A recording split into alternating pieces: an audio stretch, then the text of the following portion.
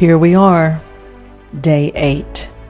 The God who increases our greatness. You will increase my greatness and comfort me again. Psalm 71:21. Years ago, 2 people in my life received 2 different scriptures.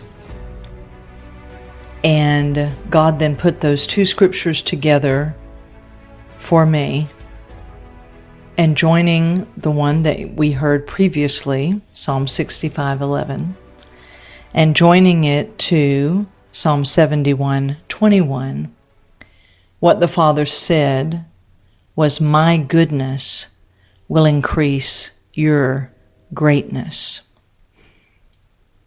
Oftentimes we may think, oh, I'm not supposed to be great.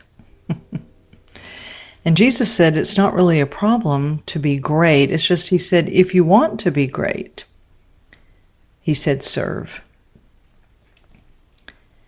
And as it is with most things that Jesus has shared with us, you have to drill down into that and say to him, what did you mean by that? What does that mean?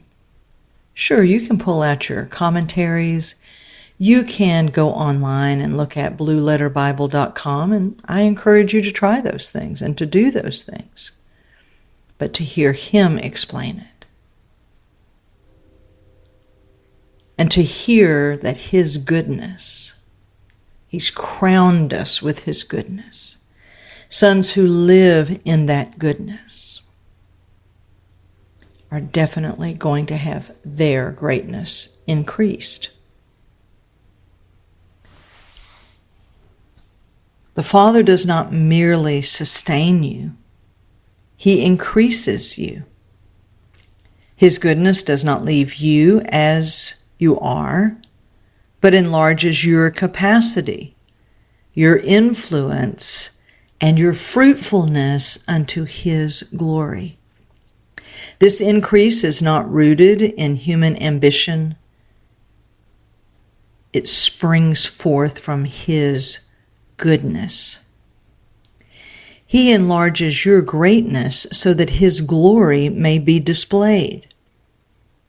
Greatness in the Father's eyes is not measured by crowds or applause, but by a yieldedness to his will and an abiding dependency.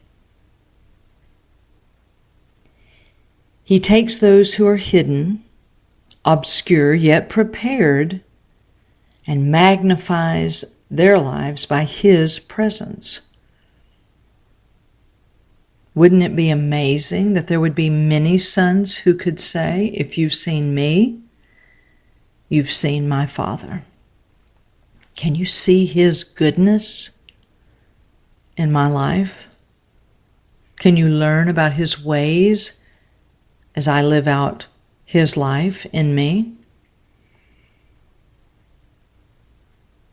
The greatness he brings will always be clothed in his goodness.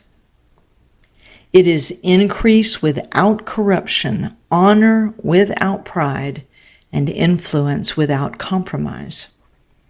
This is why the psalmist links greatness and comfort. His enlarging work is always accompanied by his sustaining presence.